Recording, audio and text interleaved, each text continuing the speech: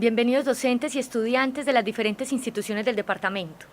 Vamos a dar inicio a la clase número 18 de matemáticas del programa Vamos para la Universidad. Hoy vamos a continuar con el desarrollo teórico de los teoremas y todas las herramientas que vamos a tener a la mano para trabajar con polinomios de grado superior, ¿sí? Vamos a completar este conjunto de herramientas analizando el teorema de los ceros complejos, la regla de los signos de Descartes. Vamos a analizar cómo encontrar límites para los ceros reales en un polinomio de grado superior y finalmente vamos a analizar el teorema de los ceros racionales, ¿sí? Con todas estas herramientas vamos a quedar entonces ya listos para poder encontrar ceros o raíces de ecuaciones de grado n, ¿sí? Con n mayor o igual que 1. Pueden ser ecuaciones lineales, cuadráticas, cúbicas, incluso de grado superior, ¿sí? Vamos a comenzar entonces recordando la estructura general de un polinomio. Un polinomio es una expresión que tiene la forma a sub nx a la n más a sub n menos 1x a la n menos 1 más etcétera, etcétera, etcétera, más a sub 1x más a sub 0, en donde cada a sub i, a sub n menos 1, a sub n menos 2, etcétera, etcétera, a sub 1, a sub 0, es lo que llamamos coeficientes de ese polinomio, que en dependencia de si a sub n es diferente de 0, entonces el grado del polinomio p será n, ¿sí? Y vamos a identificar que en esa estructura general de un polinomio, que va a tener grado n siempre que a sub n no sea 0, vamos a identificar que ese a sub n es el que vamos a llamar como coeficiente principal de ese polinomio p de grado n, y a sub 0, que es el término independiente, es el que vamos a llamar coeficiente constante, ¿sí? Entonces ya identificando todas las partes que caracteriza un polinomio, ¿sí? Cómo nombrar sus coeficientes, qué condiciones tener para el coeficiente principal y poder así asignarle un grado al polinomio p. Vamos entonces a analizar lo que nos dice el teorema de los ceros complejos. Y el teorema de los ceros complejos lo que nos afirma es que si un polinomio p, que es de grado mayor que 1, es decir, o es cuadrático, o es cúbico, o es de grado 4, de grado 5, etcétera, etcétera, etcétera, que tiene coeficientes reales, y es bastante importante que tengamos presente esta condición que nos da el teorema de los ceros complejos, ¿sí? Porque si el polinomio no tiene coeficientes reales, sino que tiene coeficientes complejos, entonces no estaríamos hablando del teorema de los ceros complejos, sino del teorema que abordamos en la clase anterior, y era el teorema fundamental del álgebra, ¿sí? En la clase anterior decíamos, en el teorema fundamental del álgebra, que si un polinomio de grado n mayor o igual que 1, con coeficientes complejos, ¿sí?, se le podía afirmar que tenía al menos un cero complejo. Este teorema lo que dice es, si el polinomio es de coeficientes reales y se conoce que ese polinomio tiene un cero complejo, con toda seguridad, si ese polinomio, que es de grado mayor que 1 y que tiene coeficientes reales, tiene un cero complejo, entonces el conjugado de ese número complejo también es un cero, ¿sí? Es decir, en todo polinomio con coeficientes reales, si encontramos un cero complejo, ese cero complejo vendrá acompañado con su conjugado. Es decir, que los ceros complejos de un polinomio que tiene coeficientes reales siempre vendrán en pares conjugados. ¿Eso está claro hasta allí?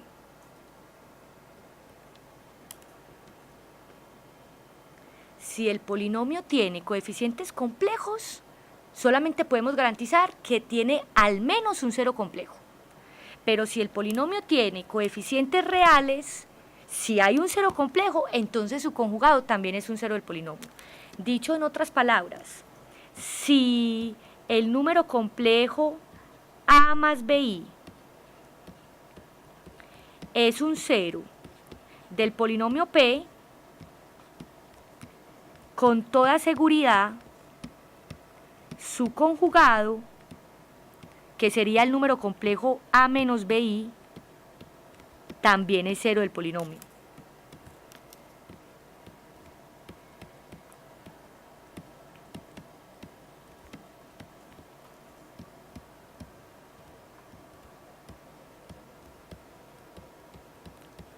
Y recordemos qué es lo que significa que un numerito sea cero de un polinomio.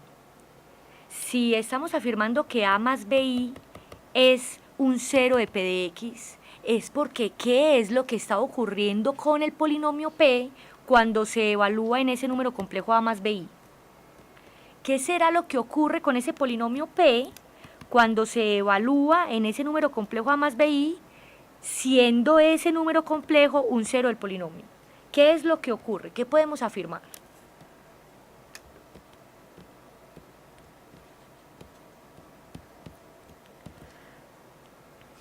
Podemos afirmar que si el polinomio P evaluado en ese número complejo A más BI da 0, entonces el polinomio P evaluado en A menos BI también da 0. ¿Eso está claro hasta allí? Es la primera herramienta que vamos a analizar en la clase de hoy, ¿sí? Que si un polinomio que tiene coeficientes reales tiene un cero complejo, con toda seguridad ese no es el único cero complejo que tiene. Hay otro cero complejo para ese polinomio P y es precisamente el conjugado de ese número complejo, ¿sí? Vamos entonces a analizar un ejemplo particular y aplicar ese teorema de los ceros complejos. Entonces este ejemplo nos dice que vamos a escribir un polinomio que tenga grado 3, cuyos coeficientes de ese polinomio sean reales, y además vamos a conocer que los ceros que va a tener ese polinomio que va a tener grado 3 son el número 2 y el número 2 menos i. Si necesitamos encontrar un polinomio de grado 3 que tenga coeficientes reales y que tenga como ceros al número 2 y al número 2 menos i, con toda seguridad, si 2 menos i es un cero complejo de ese polinomio que vamos a encontrar, ¿quién más es un cero complejo de ese polinomio de grado 3 que vamos a encontrar? Si 2 menos i ya es un cero y el polinomio tiene que tener coeficientes reales, ¿quién más tiene que ser cero de ese polinomio?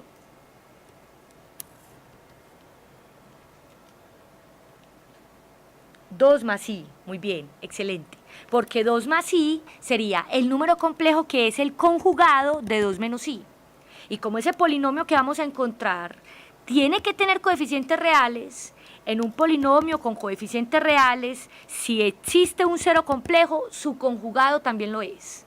O sea que para ese polinomio que vamos a encontrar, llamémoslo P, ¿sí? El polinomio P va a tener como ceros ¿a quiénes?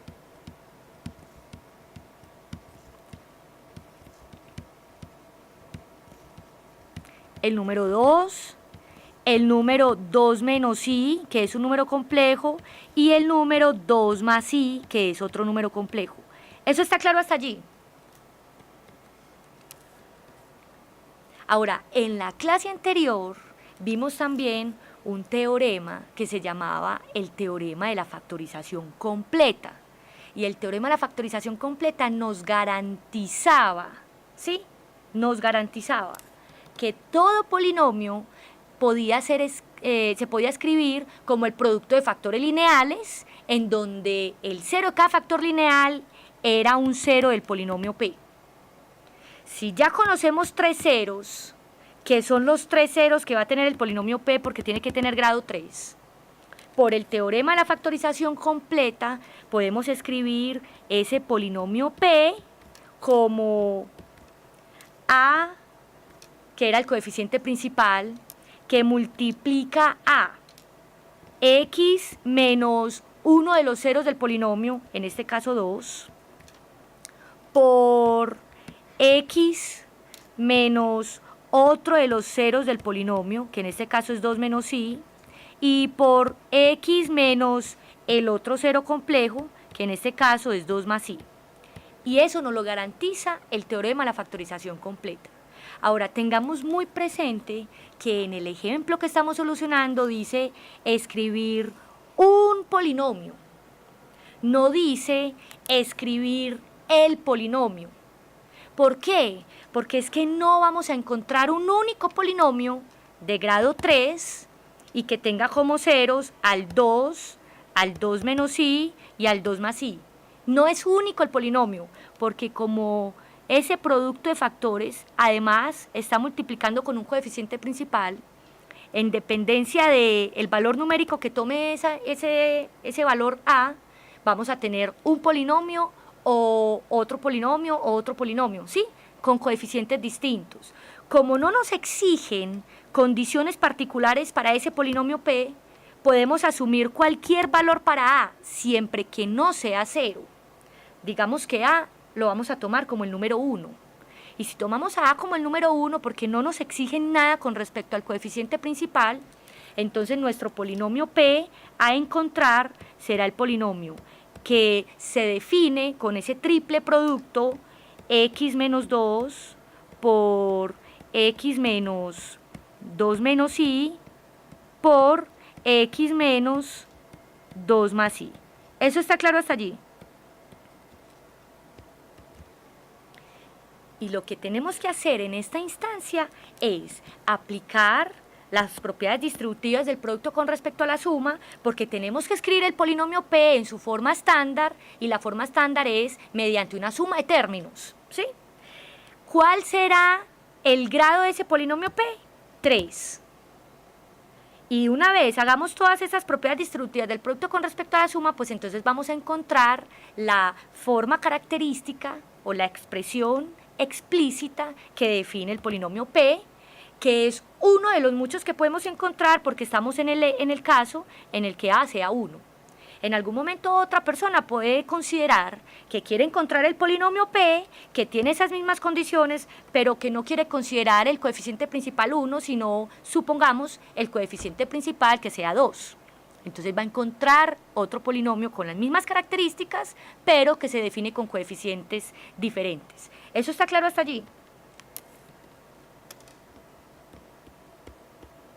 Bien, entonces para aplicar esas propiedades distributivas voy a reescribir la estructura del segundo y del tercer factor, ¿sí?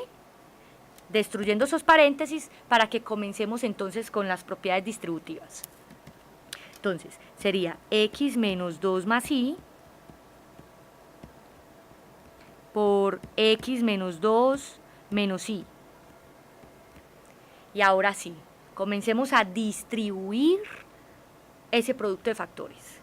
Voy a comenzar distribuyendo el primer término del segundo factor con el primer término del tercer factor,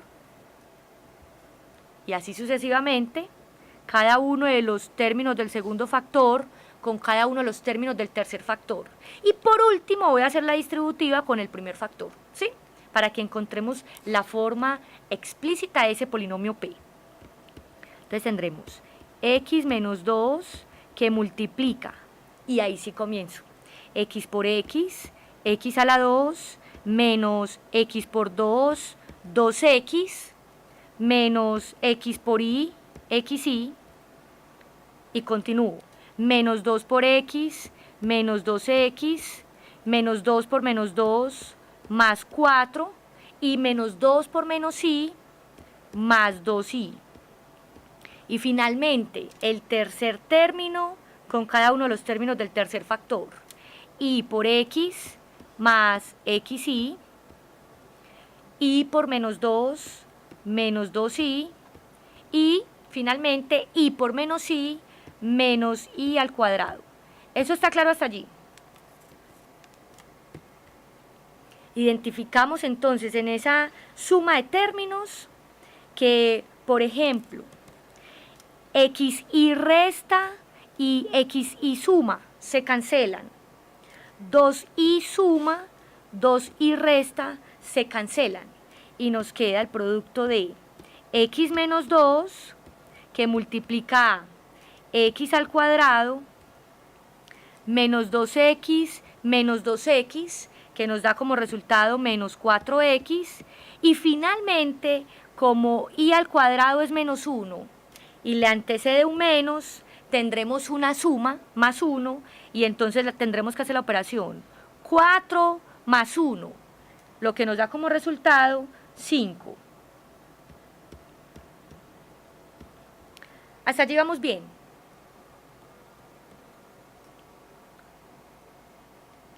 Bien, excelente. Voy a retomar este último producto de factores que tenemos en una hoja nueva para que terminemos de expresar de una manera explícita la estructura que va a definir nuestro polinomio P, que estamos encontrando para el caso particular de que el coeficiente principal sea 1, ¿sí? Entonces lo que tenemos hasta el momento es que el polinomio P se define como el producto de x menos 2 por x al cuadrado menos 4x más 5. Y continuamos con la propiedad distributiva, ¿sí?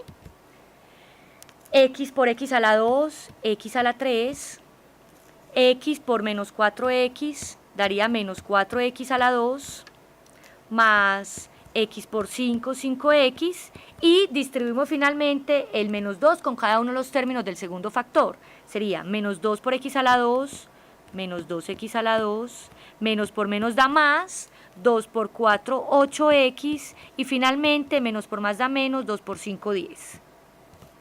Agrupamos nuestros términos semejantes y tendremos que el polinomio P es x a la 3 menos 6x a la 2 más 13x menos 10. ¿Sí? El 5, ya voy a responder a esa preguntita. Este será nuestro polinomio P. Nuestro polinomio P que tiene grado 3 y que con toda seguridad los ceros de ese polinomio son el número real 2, el número complejo 2 menos i y el número complejo 2 más i. Ahora, ¿de dónde sale este número 5? Me voy a volver un momentico y para que continuemos entonces ya analizando otras herramientas que vamos a usar para encontrar ceros de polinomios de grado superior. Resulta que cuando estábamos haciendo la propiedad distributiva, ¿sí? Nos quedó todo esto. Nos queda un término i a la 2. I a la 2 es la segunda potencia de la unidad imaginaria. Y en clases anteriores definimos esa unidad imaginaria como menos 1. Si tenemos menos 1, el resultado para este último término es 1 positivo. Y como teníamos por acá 4 más 1 nos da como resultado 5. ¿Eso está claro hasta allí?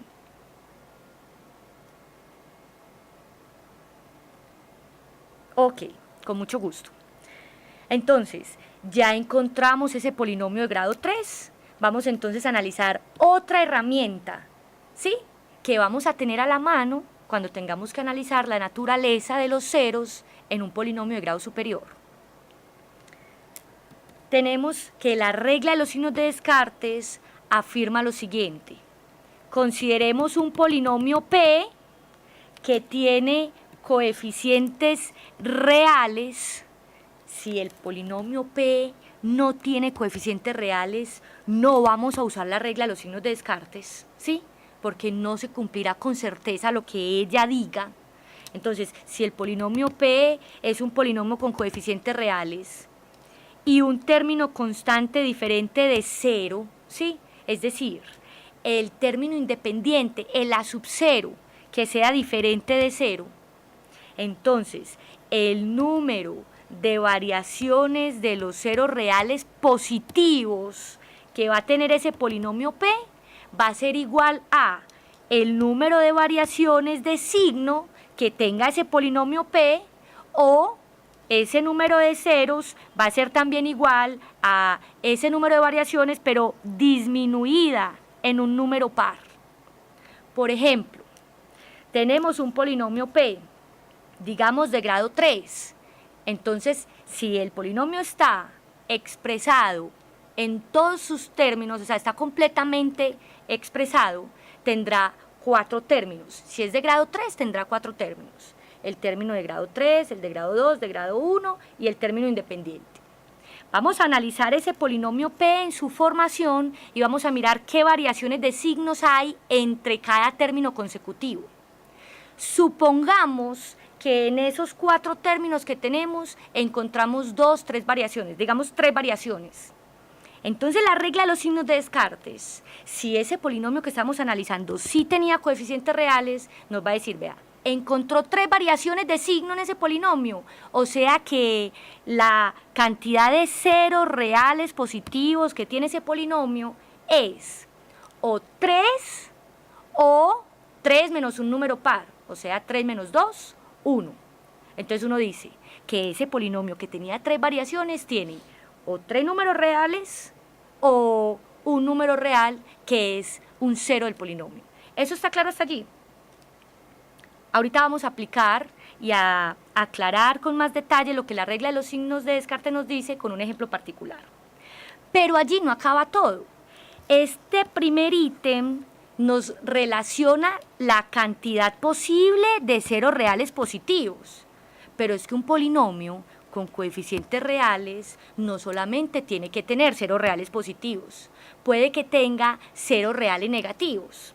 Y entonces la regla lo que nos dice es, bueno, ya tenemos el polinomio P. Evalúe ese polinomio P ya no en X, sino en menos X. O sea, en la estructura que define el polinomio vamos a cambiar todas las X por menos X. A ver qué estructura nos vuelve a quedar. Y en esa nueva estructura que nos quede, entonces otra vez aplique la misma regla. Mire cuántas variaciones de los signos hay entre términos consecutivos. Y entonces la cantidad posible de ceros reales negativos que va a tener ese polinomio se va a definir por la cantidad de variaciones que tenga en el signo el polinomio evaluado en P de menos X. ¿Sí? Entonces, si encontramos 2 variaciones, entonces diremos, ese polinomio P puede que tenga 2 ceros reales negativos o ese número 2 disminuido en par. 2 menos 2, 0. O sea, o el polinomio tiene 2 raíces reales negativas o no tiene ninguna. ¿Me hago entender hasta allí? Eso es lo que dice la regla de los signos de Descartes. Vamos a mirar con un ejemplo particular cómo podemos aplicar de una manera correcta lo que la regla nos está exponiendo en estos 2 ítems. Vamos a analizar el polinomio particular P, definido como x a la 4 menos 4x a la 3 más 3x a la 2 más 4x menos 4. En ese polinomio particular vamos a analizar cuál es el número posible de ceros reales positivos y de ceros reales negativos que tenga ese polinomio P. ¿Qué dice la regla? Bueno, analicemos el número de variaciones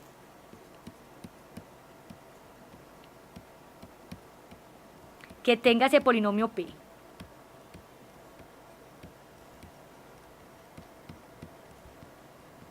¿Cuántas son las variaciones en el signo? ¿Sí? Número de variaciones en el signo. Entonces nosotros analizamos en este polinomio P que el primer término es positivo y el segundo término es negativo.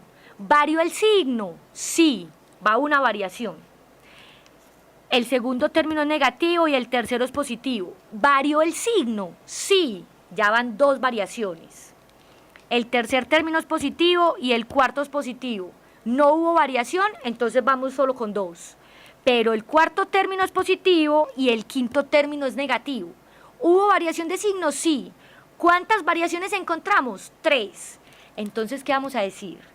Como el número de variaciones en el signo de P de X son 3, entonces P de X tiene 3 raíces reales positivas o 3 disminuido en 2, nos da como resultado 1, entonces una raíz real positiva. ¿A 1 lo podemos seguir disminuyendo en número par? No, porque si a 1 lo disminuimos en número par, nos da -1, ¿cierto? Y si nos da -1, como esos numeritos nos están definiendo es una cantidad, estamos contando ceros, uno no dice que tiene -1 cero. ¿Me hago entender? Entonces hasta allí, según las variaciones en el signo de p de x, que vimos que eran 3, entonces ese polinomio p tiene o 3 raíces reales positivas o una raíz real positiva. Cualquiera de esas dos posibilidades son las admitibles para los ceros reales positivos del polinomio p. Pero como tenemos que también decir cuántos posibles ceros reales negativos tiene, entonces lo primero que vamos a hacer es analizar quién es p de menos x. ¿Quién es p de menos x? ¿Qué vamos a hacer allí? Pues cambiemos en el polinomio p todas las x por menos x. A ver qué estructura nos queda.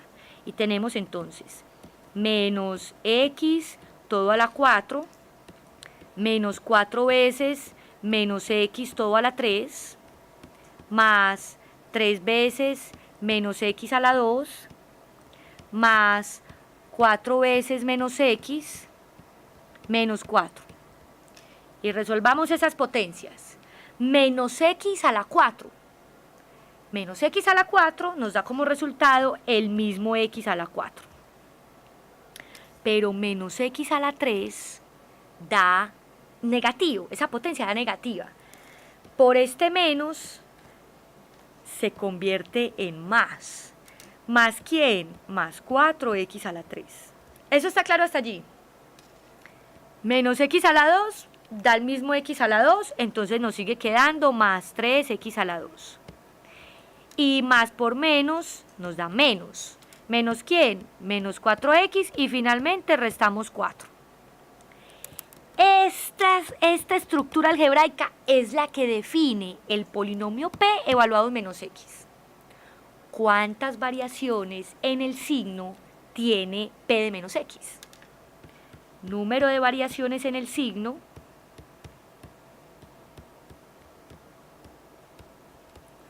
del polinomio p, pero evaluado en menos x. ¿Cuántas variaciones encontramos? Entonces vemos que el polinomio pasa de positivo a positivo, no hay variación. De positivo a positivo, no hay variación. De positivo a negativo, sí, hubo variación, va una. Y de negativo a negativo no hay más variaciones. O sea que ¿cuántas variaciones en el signo de p de menos x encontramos? Una sola variación. ¿Eso qué quiere decir? Que el polinomio p de x, no p de menos x, sino el polinomio, el que nos definieron, x a la 4 menos 4x a la 3, más 3x a la 2, más 4x menos 4. Ese polinomio tiene exactamente una raíz que es real negativa. Como las variaciones fue 1, la cantidad posible de ceros reales negativos es ese número de variaciones o disminuido en un número par. Pero ya analizamos que el número 1 no se puede disminuir en un número par porque nos da -1 y uno no dice que tiene menos una raíz real negativa, ¿sí? O sea, ese polinomio con toda seguridad, cuando le logremos encontrar los ceros, uno de esos ceros es un real negativo, porque tiene una raíz real negativa. ¿Eso está claro hasta allí? Bien, excelente. Ahora, usemos estos resultados que acabamos de analizar, la cantidad posible de ceros reales positivos y negativos que tiene ese polinomio p, para que los estructuremos en una tablita y tengamos en cuenta que según el grado de este polinomio, si el polinomio p tiene grado 4, ¿cuántos ceros vamos a encontrar para ese polinomio grado 4? ¿Cuántos ceros?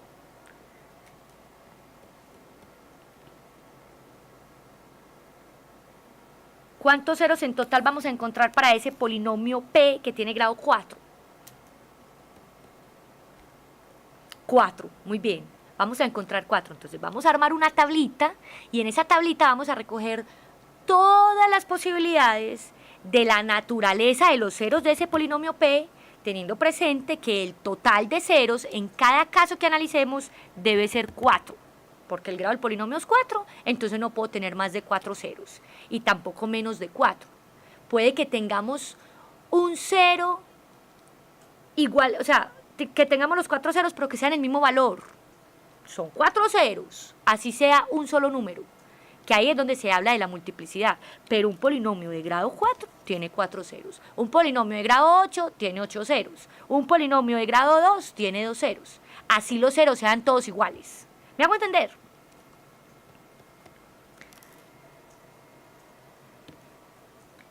Entonces, analizando las posibilidades, vamos a recordar lo siguiente. Voy a tomar nota por acá que no se nos olvide. Como este polinomio P es el mismo que estábamos analizando en el ejemplo anterior, para ese polinomio P nosotros ya hicimos un análisis.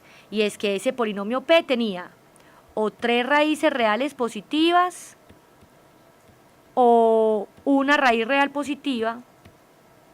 Y además encontramos que tenía exactamente una raíz real negativa. Ese fue el análisis que hicimos por la regla de los signos de Descartes. Ahora sí vamos a completar entonces la tabla. Y la tabla dice, posibles soluciones de ese polinomio, posibles ceros. ¿Cuántas raíces reales positivas puede tener el polinomio? Dijimos que una posibilidad son 3. Analicemos esa posibilidad. Entonces, el polinomio puede tener 3 raíces reales positivas. Para esa posibilidad, ¿cuántas raíces reales negativas puede tener el polinomio? Y dijimos que tenía exactamente una, ¿cierto? Muy bien, tenía una. ¿Cuántos ceros van hasta ahí? Posiblemente 3 raíces reales positivas y una raíz real negativa, o sea que van 4. Ya completamos el total de ceros con el grado del polinomio. O sea que para ese caso, para esa posibilidad, ¿cuántos ceros complejos hay? 0. Muy bien. Porque en total nos tiene que dar 4. Pero es que esa era una de las posibilidades, no era la única. Puede que ese polinomio no tenga 3 raíces reales positivas, puede que tenga una solita. Entonces, si tiene una solita, muy bien, entonces vamos a analizar. Puede que tenga una, pero con toda seguridad tiene una raíz real negativa. Una sí la tiene, una negativa. ¿Cuántos ceros van hasta ahí?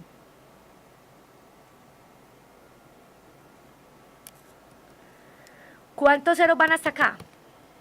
Van 2, ¿cierto? Van 2. O sea que, ¿cuántos ceros complejos debe tener ese polinomio? 2, porque en total tienen que ser 4. Y estamos reafirmando en este caso que las raíces complejas, siendo que el polinomio era de coeficientes reales, porque esa era la primera condición de la regla de los signos de Descartes, que íbamos a analizar los posibles ceros reales positivos y negativos, pero en un polinomio de coeficientes reales. Y comenzamos la clase de hoy precisamente analizando el teorema de los ceros complejos, que decía, un polinomio de coeficientes reales, si tiene un cero complejo, no es el único que tiene el conjugado también. Y en efecto, estamos mostrando que ese polinomio, en el caso de tener ceros complejos, tiene en cantidad par. O no tiene nada, o tiene 2. No se puede dar el caso para este polinomio P que tenga 4 ceros complejos, porque es que tiene que tener uno real. Tiene que tener uno real negativo. Y tiene que tener mínimo uno real positivo, porque es 1 o 3. Entonces la única posibilidad es que en el caso de tener complejos tenga 2. ¿Eso está claro hasta allí? Bien. Entonces ya hemos analizado más herramientas. En la clase anterior vimos unas y en esta ya llevamos 2 herramientas básicas. Vamos a analizar ahora cómo encontrar cotas para los ceros. Existen problemas que nos dan un polinomio de grado, digamos de grado 8, que va a tener 8 ceros. Y entonces nos dicen, encuentre los 8 ceros. Y si ese polinomio no se factoriza fácil, pues entonces el proceso que se debe llevar a cabo para encontrar los 8 ceros es larguito y tedioso, ¿cierto? Entonces hay una herramienta que nos dice, bueno, al menos limitemos los ceros del polinomio, al menos sesguemos a un intervalo en donde están metidos los ceros. Que no vaya a ser que empecemos a hacer de pronto inspección y empecemos a evaluar por allá con el número 100 a ver si 100 es un cero del polinomio de grado 8 y resulta que los ceros están todos pegaditos ahí en un intervalo entre menos 5 y 5, supongamos, y uno evaluando por allá 100, nunca va a encontrar los ceros. Entonces, hay una herramienta que nos permite limitar en qué intervalo están los ceros reales, porque no podemos acotar ceros complejos. Los ceros complejos tienen una representación de un punto en el plano cartesiano, eso no tiene un orden. En cambio, los números reales sí, están en la recta real y están ordenados y uno sabe cuál es mayor, cuál es menor, cuál es igual, ¿sí? Entonces vamos a limitar, vamos a acotar esos ceros reales del polinomio, definiendo cotas, ¿sí? Límites para los ceros reales, es decir, que encontremos cuál es un límite superior, cuál es un límite inferior y que tengamos certeza que los ceros que tenga un polinomio dado están en ese intervalo y no se salen de ahí. Y ya es más fácil hacer el trabajo. ¿Me hago entender hasta allí? Bien, entonces dice, si P es un polinomio de grado n mayor que 1, o sea, puede ser un polinomio cuadrático, un polinomio cúbico o de grado superior, con coeficientes reales, muy importante esas condiciones, ¿sí? Y además, C1, C2, C3, etcétera, etcétera, hasta C sub K, son las raíces reales de ese polinomio P, ¿sí? Entonces decimos que un número B, que lo vamos a encontrar, vamos a aprender cómo encontrarlo, que un número B es una cota superior y que un número A es una cota inferior para las raíces reales de P de X si se cumple que todos los ceros reales que tenga ese polinomio P están entre la cota inferior A y la cota superior B. Es decir, lo que analizamos de una manera intuitiva, que todos los ceros reales se contengan en ese intervalo, que todos los ceros reales que considere sean mayores que A pero menores que B, ¿sí? ¿Eso está claro hasta allí? Ahora, ¿en dónde recae realmente el problema? En aprender cómo encontrar ese número B, que vamos a llamar cota superior, y cómo encontrar ese número A, que vamos a llamar cota inferior. Eso es lo que vamos a aprender a encontrar. Entonces, ¿qué tenemos? ¿Cómo vamos a encontrar esas cotas? Entonces decimos, supongamos que P de X es un polinomio con coeficientes reales, ¿sí? Vamos a partir de ese hecho. P es un polinomio con coeficientes reales y tiene un coeficiente principal positivo, ¿sí? Coeficiente principal positivo. Ahora, vamos a analizar y vamos a suponer de entrada, además de que el polinomio P tiene coeficientes reales y tiene un coeficiente principal positivo, que P de X está dividido sintéticamente entre X menos C, ¿sí? Es decir, que podemos aplicar división sintética a ese polinomio P con ceros de un polinomio lineal, ¿sí? P de X está dividido sintéticamente entre X menos C. ¿Qué va a ocurrir? Si ese numerito C que encontremos para aplicar división sintética a P es positivo, ¿sí? Y para ese numerito C con el que vamos a aplicar la división sintética, que es positivo, ocurre que todos los números de la tercera fila en ese proceso de división sintética son positivos o cero. Entonces ese número C positivo es lo que vamos a llamar el límite superior o la cota superior para los ceros reales del polinomio P. Es decir, tenemos nuestro polinomio P que tiene coeficientes reales y que el coeficiente principal es positivo. Entonces vamos a comenzar a dividir sintéticamente ese polinomio P con unos valorcitos C positivos. Dividimos el polinomio P sintéticamente con 1, con 2, con 3, 4, etcétera, etcétera, etcétera, etcétera. en el momento que los números en la tercera fila de la división sintética, o sea, en donde resultan los coeficientes del cociente y del residuo, si esos números son todos positivos o cero, ese número C es la cota superior. Ya, dejo de buscar. Esa es la cota superior. ¿Y cómo encontramos la inferior? Pues dividiendo sintéticamente el polinomio P, pero ahora entre números negativos. Dividimos el polinomio sintéticamente entre -1, entre -2, entre -3, entre -4, y nos vamos alejando con números negativos hasta que ocurra que los números en esa tercera fila del proceso de la adición sintética son alternadamente positivos y negativos. ¿Sí? Son alternadamente positivos y negativos. Entonces, si encontramos eso, decimos, ese número C negativo es la cota inferior para las raíces reales del polinomio P. ¿Eso está claro hasta allí? Ok. Entonces vamos a aplicar con un ejemplo particular el hecho de encontrar cotas, encontrar límites superior e inferior para los ceros reales de un polinomio P. Vamos a analizar un polinomio particular. Tenemos nuestro polinomio P que se define también de grado 4, pero ahora tiene la estructura 2x a la 4 más 5x a la 3 menos 2x a la 2 menos 8.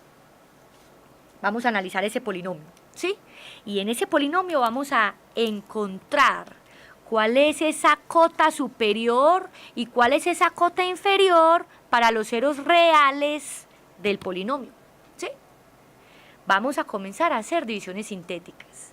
Tenemos que recordar un hecho muy importante para aplicar división sintética, y es que como la división sintética solo usa los coeficientes del polinomio P, tenemos que escribir completamente los coeficientes. En el polinomio P falta un coeficiente. ¿Qué coeficiente falta en el polinomio P? Porque eso no se nos puede olvidar si no aplicamos mal la división sintética. Falta el coeficiente de la variable x, ¿cierto? Del término que tiene grado 1. Como falta el coeficiente del término que tiene grado 1, entonces ¿cómo vamos a llenar ese coeficiente? Con un 0, ¿sí? Entonces vamos a escribir. Los coeficientes del polinomio P son 2, 5, menos 2, 0 y menos 8. ¿Eso está claro hasta allí?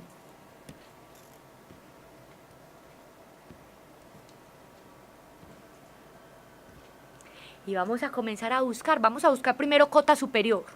Vamos a dividir sintéticamente ese polinomio P entre números positivos. Vamos a comenzar mirando si el número real 1 es una cota superior para ese polinomio P.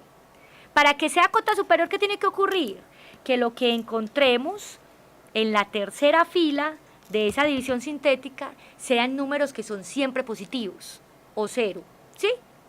Entonces, si encontramos eso, bien, es una cota. Si no, buscamos otro número, ¿sí? ¿Cómo hacíamos la división sintética? Entonces decíamos, bajamos el 2.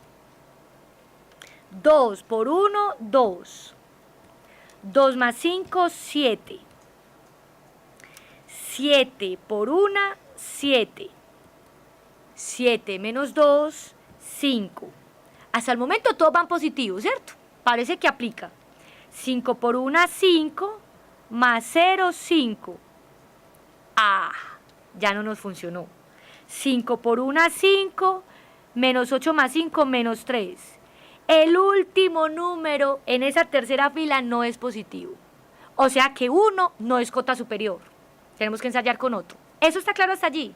¿Está claro el proceso de cómo se encuentran cotas superiores? Bien, entonces busquemos otro porque ese no funcionó. Tenía que dar todos los números positivos y no nos dio todos los números positivos. Entonces borramos, borrón y cuenta nueva. Volvemos a empezar. Vamos a ver si el 2 es una cota. ¿Será que el 2 es cota superior? Bajamos el 2 y tenemos 2 por 2, 4. 4 más 5, 9. Luego 9 por 2, 18. 18 menos 2, 16. 16 por 2, 32. 32 más 0, 32. Y finalmente, 32 por 2, 64. 64 menos 8 nos da 56. Todos los números en la tercera fila nos dieron positivos. Bien, excelente, porque entonces así sí podemos decir que 2 es una cota superior. Límite superior. ¿Para qué? Para los ceros reales del polinomio P. Solamente estamos acotando los ceros reales. Si ese polinomio tiene ceros complejos, eso no se pueden acotar, ¿sí? Hasta allí vamos bien. Excelente. Vamos entonces a buscar cotas inferiores. ¿Cómo serán las cotas inferiores? Serán, volvemos y escribimos el polinomio P porque vamos a seguir usando división sintética. Y vamos a buscar números negativos. Empecemos con el menos 1. A ver si el menos 1 es una cota inferior para los ceros de ese polinomio. Vamos a ver. Bajamos el 2. Para institución educativa La Esmeralda. Ahorita vamos a desarrollar otra herramienta que va a ser buscando ceros racionales. Y en ese caso usaríamos los divisores de 8, ¿sí? Pero cuando estemos trabajando los ceros racionales. En este momento, como no estamos encontrando particularmente ceros, sino cotas, no estamos encontrando ceros, sino cotas. Entonces, por eso lo hacemos así, ¿sí? Pero ahorita cuando estemos trabajando el teorema de los ceros racionales, entonces ahí sí vamos a usar los divisores del término independiente, ¿sí? Se puede probar con cualquier número. Entonces yo empecé con el menos 1. Entonces digamos, 2. 2 por menos 1, listo, ok. 2 por menos 1, menos 2. Más 5, 3. Alternó, porque es que la cota inferior se define como ese número que hace que en el proceso de la adición sintética los números en la tercera fila alternen positivo, negativo, positivo, negativo. Ya hay 2 positivos consecutivos, ya. Menos 1 no es cota inferior, no lo es. Entonces, borrón y cuenta nueva y ensayemos con otro. Ensayemos con el menos 2. ¿Cierto? Vamos a ensayar con el menos 2. 2 por menos 2, menos 4. Más 5, 1. Tampoco. Tenía que habernos dado negativo para que pudiese ser una cota inferior. Entonces, borrón y cuenta nueva. ¿Ensayamos con quién? Con menos 3. Ya toca mirar con menos 3. Entonces, miremos a ver. Menos 3. 2 por menos 3, menos 6. ¡Ja! Hasta el momento vamos bien. Menos 6 más 5, menos 1. ¿Va positivo o negativo? Menos 1 por menos 3 da 3 positivo. 3 menos 2, 1. Vamos bien. Positivo, negativo, positivo. 1 por menos 3, menos 3. Más 0, menos 3. Vamos muy bien. Positivo, negativo, positivo, negativo. Menos 3 por menos 3, 9. Y 9 menos 8, 1. Terminamos bien. Es una cota inferior, ¿cierto? Entonces podemos decir que ese número menos 3 es un límite inferior para los ceros reales de ese polinomio. ¿Eso está claro hasta ahí? Mire que en el proceso de encontrar cotas no estamos diciendo en ningún momento cuáles son los ceros. Yo no estoy encontrando ceros, estoy encontrando cotas. Es decir, con toda seguridad, los ceros reales de ese polinomio P son números que están entre menos 3 y 2. ¿Sí? Si lo miramos como un intervalo en la recta real. Los ceros reales, los que encontremos, están entre menos 3 y 2, no se salen de ahí. O sea, no vamos a encontrar que hay un cero del polinomio P que es 10. 10 no va a ser un cero real del polinomio P. ¿Eso está claro hasta ahí? Bien. Entonces, ahora sí, miremos el teorema de los ceros racionales. ¿sí? Es decir, cómo encontrar ceros racionales de un polinomio P en el caso de que sí los tenga, porque no necesariamente los tiene que tener. En el caso de tenerlos, ¿cómo se encontrarían? Entonces este teorema lo que dice es, si el polinomio P, que es de grado n mayor que 1, y ojo que aquí la condición cambió, tiene coeficientes enteros. Si el polinomio P no tiene coeficientes enteros, no aplique la regla del teorema de los ceros racionales porque la va a aplicar mal, ¿sí? Si ese polinomio sí tiene coeficientes enteros, entonces ¿qué dice? ¿Qué dice esta herramienta? Que toda raíz racional, en el caso de que exista, ¿cierto? Porque el polinomio puede no tenerla, pero en el caso de que exista toda raíz racional de P, que sería la forma P sobre Q, eso es un número racional, un número fraccionario, cumple que ese numerito P es precisamente un divisor de A sub 0. Un divisor. O sea, P es un numerito que es divisor del término independiente. Y Q es un numerito que es divisor del coeficiente principal. ¿Sí? Entonces, ya podemos buscar posibles ceros racionales de un polinomio P. ¿Cómo vamos a buscar los posibles ceros racionales? Formando todas las divisiones posibles entre divisores del término independiente, entre divisores del término principal, ¿sí? Del coeficiente. Divisores del coeficiente independiente y divisores del coeficiente principal. Todas las posibles combinaciones que podamos hacer en esas divisiones. El polinomio P, en el caso de tener ceros racionales, es uno de esos, o varios de esos. No se sale de ahí. ¿Me hago entender? ¿Eso está claro hasta allí? Bien, pues entonces apliquemos con un ejemplo particular esa herramienta para que podamos comprender con más detalle lo que ella nos está mostrando, ¿sí? Cómo buscar posibles ceros racionales en un polinomio que tiene coeficientes enteros. Entonces, ¿qué dice? Digamos un ejemplo particular. El polinomio P, que ahora es un polinomio que tiene grado 5. Imagínense, tendríamos que encontrar 5 ceros. Vamos a buscar cómo serán los ceros racionales de ese polinomio P en el caso de que sí los tenga. Porque puede que no tenga ceros racionales, pero vamos a buscar cómo serían. ¿Qué es lo primero que vamos a hacer? Para poder formar los posibles ceros racionales, ¿sí?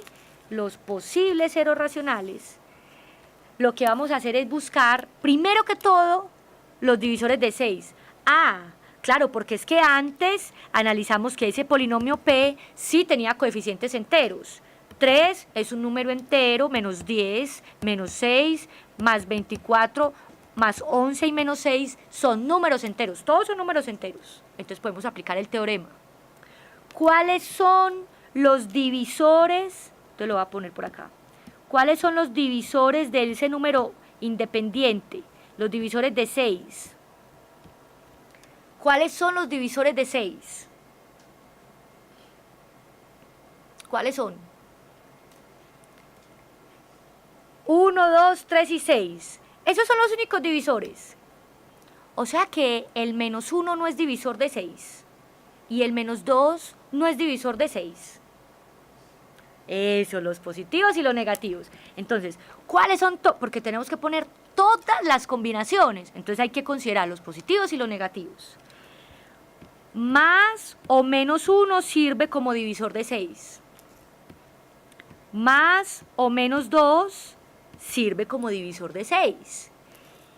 Más o menos 3 y el mismo 6 o el mismo 6 negativo, ¿cierto? Más o menos 6. Todos esos son los divisores de 6. Ahora, ¿cuáles son los divisores del término del coeficiente principal? O sea, de 3. ¿Cuáles son los divisores de 3?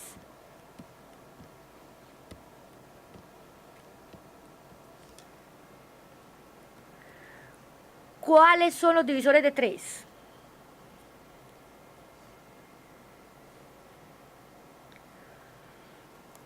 Más o menos 1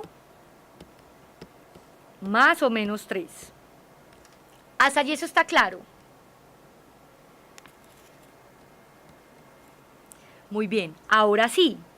¿Cuáles son los posibles, porque es lo que vamos a buscar, los posibles ceros racionales? Entonces, ¿cuáles son los posibles ceros racionales?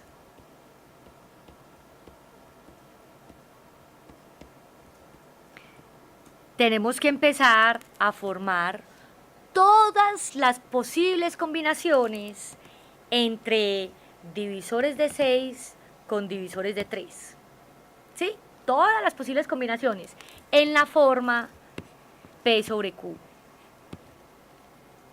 En la forma P sobre Q.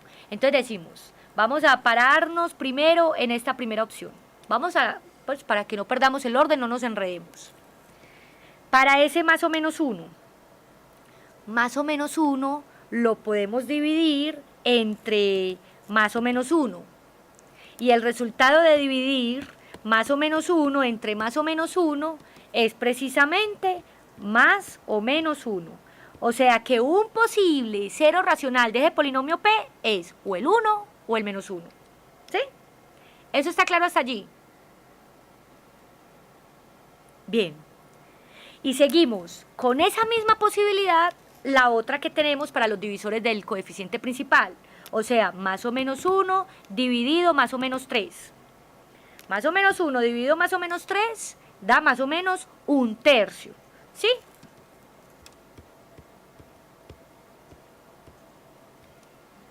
Más o menos 1/3. Ya no hay más posibilidades con este divisor.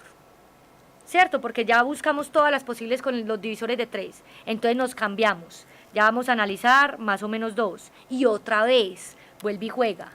Más o menos 2 dividido más o menos 1 y más o menos 2 dividido más o menos 3.